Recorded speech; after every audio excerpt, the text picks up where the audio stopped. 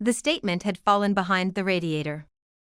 That was the only reason Maya found it. She had dropped a colored pencil, gotten down on her stomach to fish it out, and come up holding a crumpled envelope along with the pencil, the way children surface from under furniture with whatever the house has been quietly keeping. She handed it to me without ceremony, already moving back toward her drawing, and I almost set it on the stack of mail by the door without looking. Almost. My name is Rachel Voss. I'm 36 years old, a freelance graphic designer, and for 9 years I was married to a man named Tom Voss in a brick house on Calvert Street in Drayfield, Indiana, a town where the auto parts plant anchors the east side and everyone knows which families go back 3 generations and which ones are still proving themselves. Tom was 3rd generation Drayfield. I had moved there from Fort Wayne for him, which felt, at 27, like a romantic act and which I now understand was the first in a series of decisions I made by deferring entirely to someone else's geography. The envelope Maya handed me was from a bank. Not our bank, not the joint checking account I logged into every month to pay utilities and groceries, not the savings account Tom managed because he said he was better with numbers and I had agreed because I believed him and because I had never particularly enjoyed the administrative texture of money. A different bank entirely. A name I didn't recognize. I stood in the hallway with the envelope in my hand. The statement inside was for an account in Tom's name alone. The balance was $94,000. I had been told for months earlier that our savings account was empty. That the business had gone through a rough patch, contractor supply costs, a slow season, some invoices that hadn't come through. Tom had sat across from me at the kitchen table with an expression of genuine fatigue and told me we needed to tighten up for a while, that he was working on it, that he needed me to cut back on discretionary spending. I had nodded. I had canceled a software subscription I used for work. I had felt guilty, for a while, about a pair of boots I'd bought in September. The statement in my hand was dated October of that same year. The account had been opened in March, 1 month before Tom told me we were broke. The opening deposit had been $47,000. Maya was humming something in the living room. The radiator ticked. I folded the statement back into the envelope. I put the envelope in the pocket of my cardigan. I walked into the kitchen and poured a glass of water and drank it standing at the sink, looking at the yard, at the bare November trees, at the ordinary Saturday afternoon proceeding outside my window without any awareness of what had just shifted inside my house. I did not know yet what I was holding. But I understood, with the specific animal clarity that arrives before conscious thought catches up, that everything was about to change. Tom and I had met at a work function. He was renovating a commercial space. I was designing the brand identity for the business moving into it. He was capable and confident in the way of men who work with their hands and know exactly what things are worth, and I had found that groundedness appealing in a way I hadn't examined closely enough. We dated for 2 years, married, bought the house on Calvert Street. Maya arrived when I was 27, early in the marriage, which accelerated certain decisions and deferred others. The contracting business Voss and Pruitt, which Tom ran with his partner Dale, had been operating for 6 years by the time the savings account conversation happened. It had its rhythms, good springs, slower winters, the occasional large commercial contract that smoothed everything out. Tom handled the business finances and I handled the household. This had seemed reasonable. It had seemed, in fact, like a sensible division that played to our respective strengths, because Tom genuinely was better with numbers than he'd claimed. He could hold figures in his head, could calculate materials costs without writing anything down, could read a contract's financial terms faster than I could find the relevant clause. What I had mistaken for competence, I eventually understood, was a facility with numbers that worked in both directions. The first sign I missed was so quiet I didn't recognize it as a sign at all. About 2 years before the bank statement, Tom began handling the mail. Not dramatically, he was simply often home before me, and it became his habit to bring it in, sort it, deal with whatever needed dealing with. It had seemed like consideration. Looking back now, I can see it for what it was, the first step in managing what I saw and when I saw it. I didn't ask myself why a man who had previously shown no interest in the mail had quietly assumed responsibility for it. I called it helpfulness. I was wrong about that. The second sign came from Dale's wife, Carla, at a neighborhood barbecue the summer before everything unraveled. Carla and I were not close. We occupied the same social periphery through our husband's partnership without having built much of a friendship independent of it, but she was warm in a broad, uncomplicated way, and we had a pleasant enough exchange by the cooler before she said something that lodged in me without my fully understanding why. "Dale says this winter's going to be tight," she said, refilling her cup. I told him, just be straight with me about it this time. Last time I didn't find out until it was already sorted and I could have helped. She laughed, a short, rueful sound. Men and their protecting you instincts. I laughed too. I said something agreeable about communication. I moved on to talk to someone else. I hadn't put it together yet, what last time meant, what already sorted implied about how financial difficulties moved through the Voss and Pruitt partnership and what they looked like from the outside. But something inside had registered the shape of the comment, even if I wasn't willing yet to examine what the shape contained. Tom's moods had been shifting for about 18 months before the statement appeared. Not dramatically, he was not a volatile man, which was one of the things I had always valued about him. But there was a new quality to his silences. A slightly shorter fuse with Maya over small things, quickly corrected, followed by an elaborate evening patience that felt like compensation. He was spending more evenings at his desk in the study, the door not quite closed, the sound of typing that stopped when I walked past. I attributed it to business stress. The supply chain disruptions that year had affected every contractor in the region, and the local news had covered it enough that the explanation felt environmental rather than personal. Everyone was stressed. Tom was stressed. This was the texture of things and I had accepted the texture without asking what was underneath it. The boots I bought in September bothered me disproportionately after the savings conversation. I had spent $140 on boots I needed, and Tom's expression when I mentioned them, not anger, but a kind of compressed disappointment, had made me feel genuinely ashamed in a way that should have struck me as wrong. A woman who has worked consistently, who brings income into the household, who has asked for almost nothing, should not feel ashamed of a pair of boots. I felt it anyway. I apologized. That was the behavioral pattern I had built over 9 years without noticing: absorb the financial anxiety, adjust my behavior, ask nothing specific, and trust that Tom was managing things the way he said he was. I had constructed my own blind spot and furnished it with good intentions. And inside that blind spot, something had been happening for a long time. I put the bank statement in a shoebox in the top of my closet that evening, behind a stack of old design portfolios Tom had never had reason to look at. I put it there calmly, with the deliberateness of someone who has decided they need time before they know what to do with a thing. Tom came home at 6 with pizza for dinner, Maya's favorite, a Friday ritual, and I watched him at the kitchen table, helping Maya pick off the olives she always objected to. And I looked at his hands and his voice and the practiced ease with which he occupied our kitchen, and I tried to make what I knew fit the shape of the man in front of me. It didn't fit. But I needed more than one bank statement before I understood the full dimensions of what I was looking at. I began paying a different kind of attention that weekend. I am a graphic designer. My entire professional practice is built on visual logic, the understanding that composition, weight, and negative space communicate as much as the elements themselves, and that what is absent from a design is as meaningful as what is present. I applied that logic to the evidence of my own household. I started looking at what wasn't there rather than what was. What wasn't there? Any recent mail from our joint savings bank. We had received regular paper statements for 6 years, every month, reliable as utility bills. I had not seen one in 4 months, precisely the period since Tom had told me the account was empty. I had assumed the bank had gone paperless.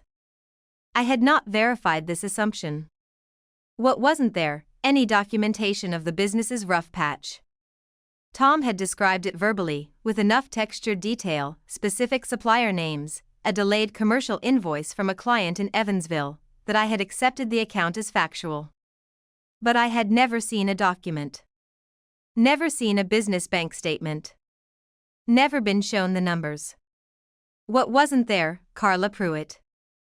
I realized, sometime that Saturday, that I hadn't seen or heard from Carla in 4 months, which was unusual given the social proximity of our households.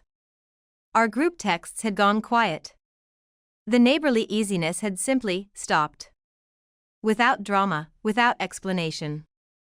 I called Carla on Sunday afternoon, telling Tom I was calling about a school fundraiser. Carla answered, was pleasant, spoke with the careful friendliness of someone navigating a conversation they hadn't prepared for. I mentioned, gently, that I'd been meaning to check in. She said things were busy.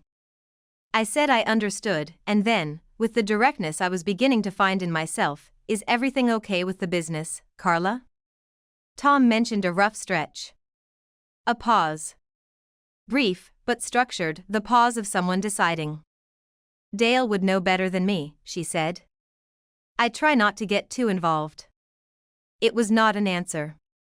It was the shape of a non-answer, and I had been a careless enough reader of my own circumstances for long enough that I recognized it now with uncomfortable clarity. That evening, after Maya was in bed, I went to my laptop and requested a password reset on the joint savings account. We had shared login credentials for years, but Tom had set it up and I had never memorized the password, which now struck me as a staggering piece of self-negligence. The reset went to our shared email. I logged in. The account had not been emptied. It had been transferred. 4 months ago, in a single transaction, $31,000 had been moved to an external account. The receiving account number was not one I recognized. The transfer had been authorized with Tom's credentials. Below the transfer, 0. Exactly as he had described. Technically true. The shape of the truth arranged to look like the whole of it. Something inside me went very still. Not rage, not yet. The particular stillness of a person who has just understood that they have been managed, carefully and over time, by someone who knew exactly how much they could trust them not to look. I called a family law attorney on Monday during Maya's school hours. Her name was Gwen Marsh, Dreyfield's most established family law practice, and I had her name from a colleague who had used her 2 years prior.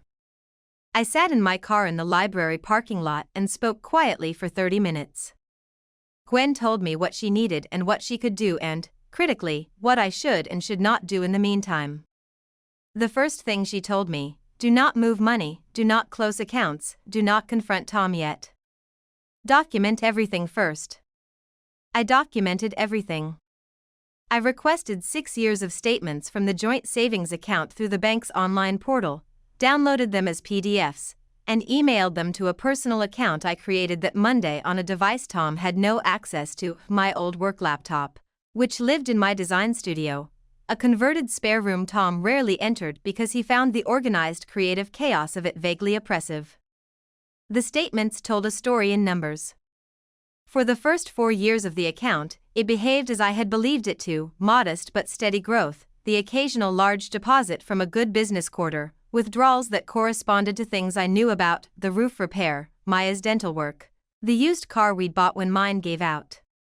Then, beginning approximately 22 months ago, a new pattern, regular transfers to an external account, amounts between $2,000 and $6,000, spaced 6 to 8 weeks apart. 17 transfers in total. Cumulative, $61,000. I sat with that number for a long time. The receiving account appeared consistently, the same number every time. I gave it to Gwen. She ran it through the tools available to her and came back to me within 48 hours. The account belonged to a business entity registered in Indiana under a name I didn't recognize. A name that was not Voss and Pruitt. A name that had been registered 14 months ago with one listed officer, Thomas Allen Voss. A second business. Operating in parallel.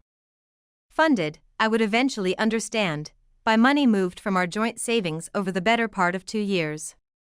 I understood then what the fear underneath everything had been. Tom had not been stealing to spend extravagantly, there was no evidence of that. He had been stealing to rebuild. The contracting business had been struggling, genuinely, and rather than tell me, rather than restructure openly, he had begun constructing an exit ramp. A new entity, quietly capitalized, positioned to absorb whatever of value could be salvaged from Voss and Pruitt when the partnership eventually collapsed. He had been protecting himself from a failure he couldn't admit to, and he had used our shared money to do it, and he had lied to my face about the savings account being empty while $94,000 sat in an account I had never been told existed. Dale Pruitt knew. That was the piece that arrived last, through Gwen, who had spoken to a colleague familiar with local business filings. Dale was listed as a secondary officer on the new entity, added 4 months after its formation. He had known about the parallel business for at least 10 months. His wife's careful non-answer on the phone made a different kind of sense now. I had spent years believing that the quiet around me was peace. I understood now it was something else, the specific silence of people who have decided, for their own reasons, to let you remain uninformed about your own life. The moment that clarified everything for me, not the bank statements, not the transfer records, but the moment I felt the full weight of it, was smaller than any of that. I was going through old emails on a Tuesday evening, looking for a forwarded document from Tom about a home repair quote, and I found instead an email he had sent to Dale 14 months ago, from his personal account, with the subject line, "New structure going forward." The email was 3 paragraphs of business logistics. But the third paragraph contained a sentence I have not forgotten: "Rachel doesn't need to know any of this until it's sorted. She trusts me on the money stuff. That's not going to change." That sentence is still in my head as clearly as the moment I read it. Not because it was cruel, he hadn't written it with cruelty, I think, but with the flat confidence of a man who had assessed his wife's trust and decided to use it. It was the most honest thing he'd committed to writing in years, and it was written to someone else. I printed it.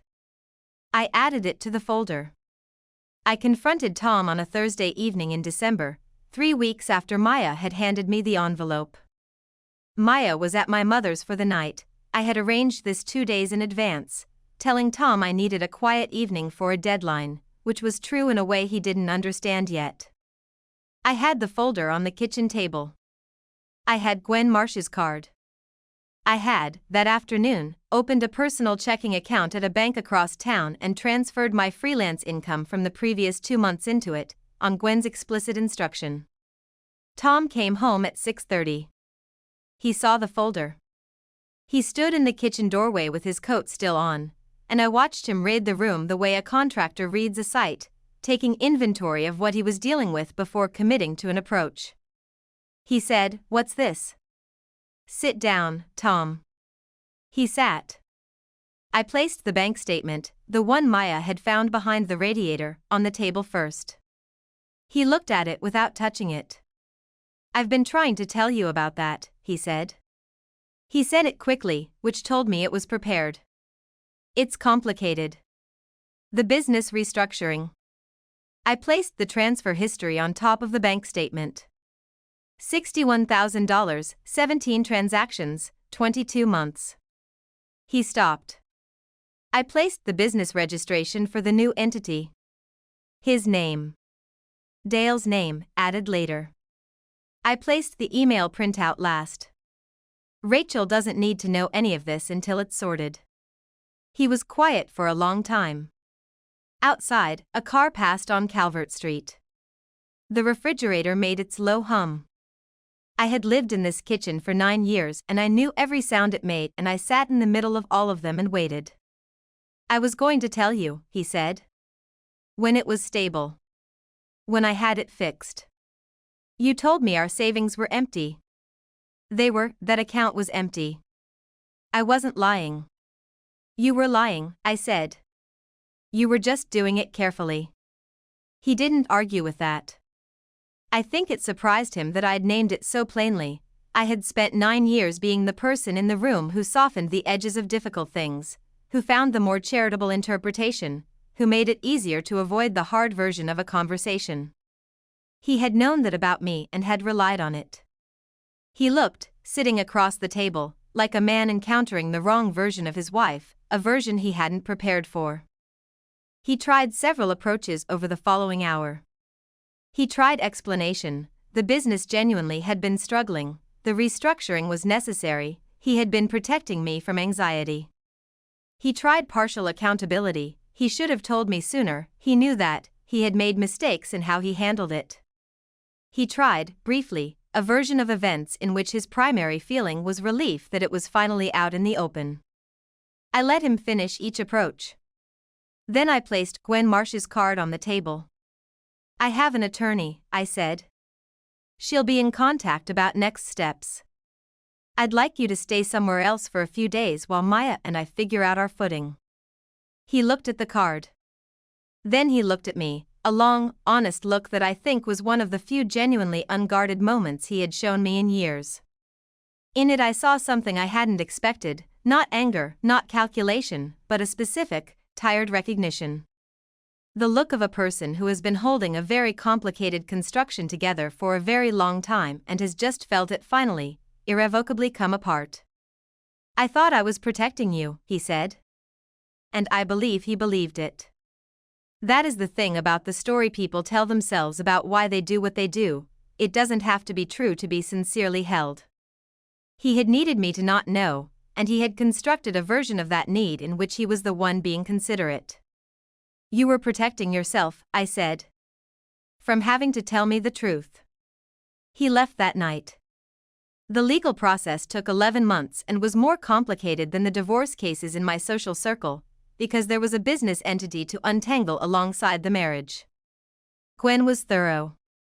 The undisclosed account, the transfers, the parallel business registered during the marriage with marital funds, all of it constituted financial misconduct under Indiana law, and the settlement reflected that. I kept the house on Calvert Street. The equity was mine, clearly, given the circumstances. Tom received his share of the liquidated new business, which turned out to be worth considerably less than $94,000 once its actual liabilities were examined, a fact that contained its own form of justice without my having arranged for it. Voss and Pruitt dissolved quietly in the spring. Dale Pruitt moved to a different contractor partnership in Indianapolis, and Carla did not call to explain or apologize, which I understood and did not require. Maya was 9 when it happened and 10 by the time the divorce was final, and children that age contain multitudes. She asked questions with the matter-of-fact directness of someone who has been told the truth in age-appropriate terms and is working out what it means. Why does Dad have a different apartment? Why is money different now? Will we have to move? We didn't have to move. I had made sure of that. The answers to the other questions were harder and I gave them honestly, in the small doses that a child can integrate, over many weeks of ordinary evenings. She never knew that the whole thing had started with her colored pencil rolling behind the radiator. I told her eventually, 2 years later, when she was old enough to appreciate the specific absurdity of it. She thought it was funny, in the dark way that children appreciate dark things when they're old enough. "So I broke up your marriage," she said, not sadly. "You gave me information I needed," I told her. "What I did with it was my choice." She accepted this in the way she accepted most things, seriously, briefly, and then moved on to something else. I rebuilt the freelance practice with the focus I had always wanted to give it but had kept partial, kept safe, kept hedged, because Tom's income had been the assumed center of gravity and mine had orbited it. Without that orbital relationship, my work became the center. I raised my rates. I took on a retainer client. By the second year, I was making more than I had in any previous year of my career, which was a fact I turned over quietly sometimes, not with triumph but with the particular clarity of someone who has learned what they were capable of when they stopped making themselves small. The financial literacy I developed in those 11 months of legal proceedings was its own form of education. Gwen had walked me through every document, every account structure, every legal instrument.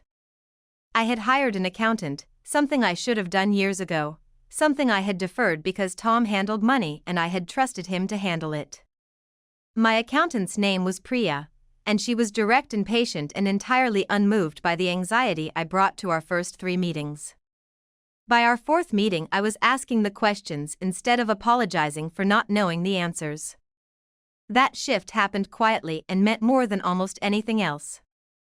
Tom called 6 months after the divorce was finalized. He was in a better place, he said. He had gotten help, a therapist, a financial advisor, a business coach who was helping him understand the patterns that had led him to make the choices he'd made. He said he was sorry. He said it in a way that sounded worked on, rehearsed in the best sense, the product of genuine reflection rather than a prepared defense. I believed him. I thanked him for calling. I wished him well and I meant it. I did not open the door. There was nothing hostile in the closing of it, just the recognition that some endings are complete, that what he had built and what I was building now existed in separate structures, and that the kindest thing I could offer him was a clean, honest conclusion. Maya did an art project in 5th grade about discoveries. Significant discoveries. She'd been studying explorers, and the assignment was to write about a discovery that changed something. She wrote about finding the envelope behind the radiator. Her teacher gave her full marks and a small note, beautiful example of how ordinary moments can change everything. She showed it to me at dinner. I read it twice. Are you okay? Maya asked, watching my face. Yes, I said. And I was. Not in the uncomplicated way that words sometimes means, not without the residue of what those years had cost, without the awareness of what I had trusted and lost and rebuilt. But okay in the way that matters, the way that is chosen rather than simply felt, the way that is built from the ground up out of accurate information and your own 2 hands. The brick house on Calvert Street is mine. The work is mine. The carefully examined financial life, the accountant named Priya, the retainer client, the raised rates, the knowledge of what every account holds and why, mine. Maya's colored pencil drawing still hangs on the refrigerator, which she finds embarrassing now that she's 11. The radiator still ticks.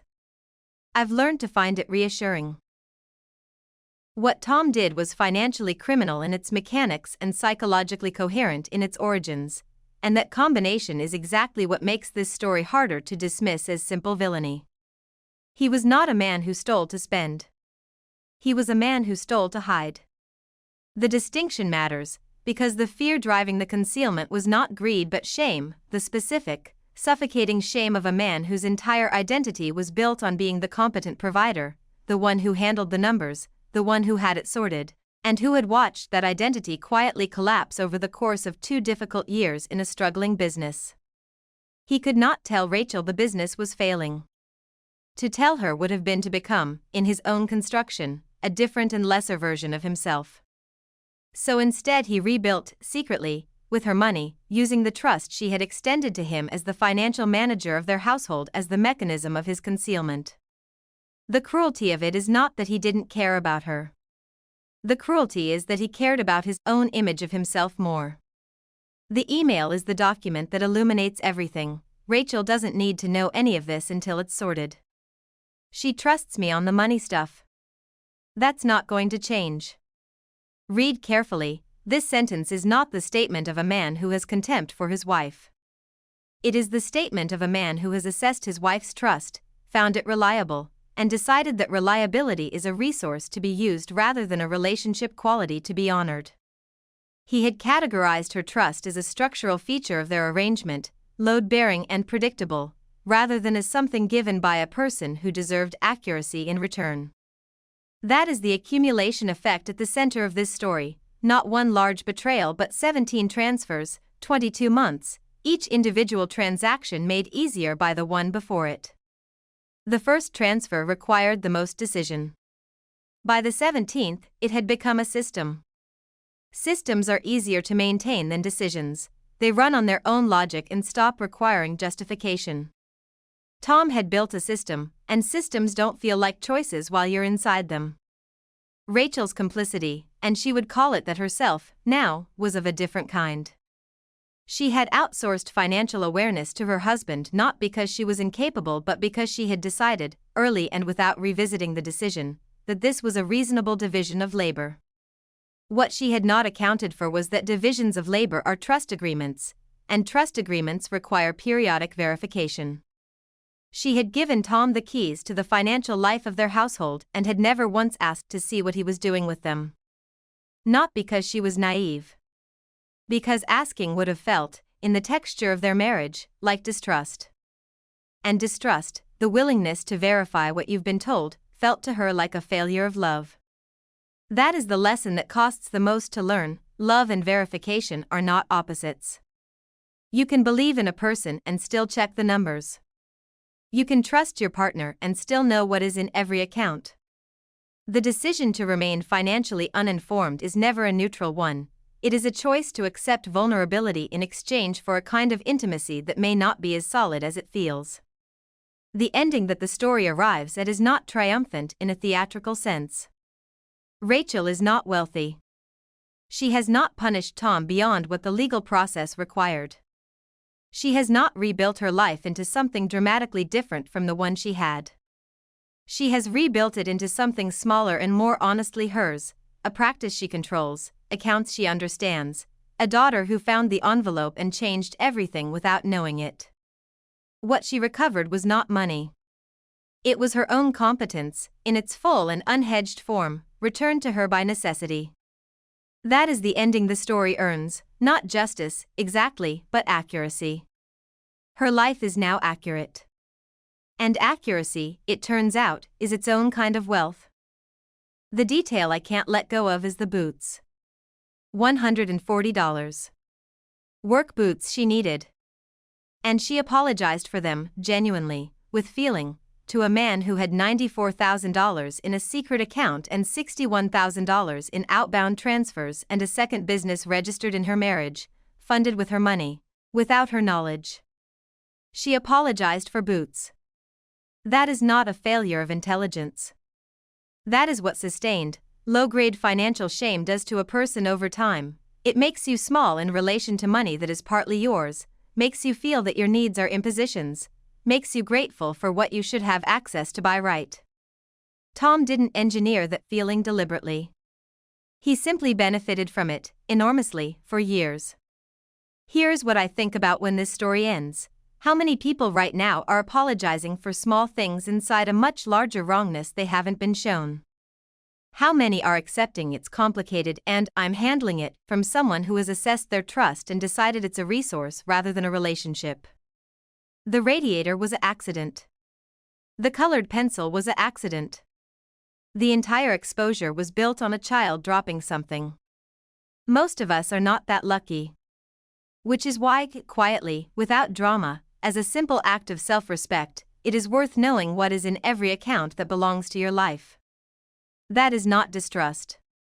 That is how you protect the people you love, starting with yourself.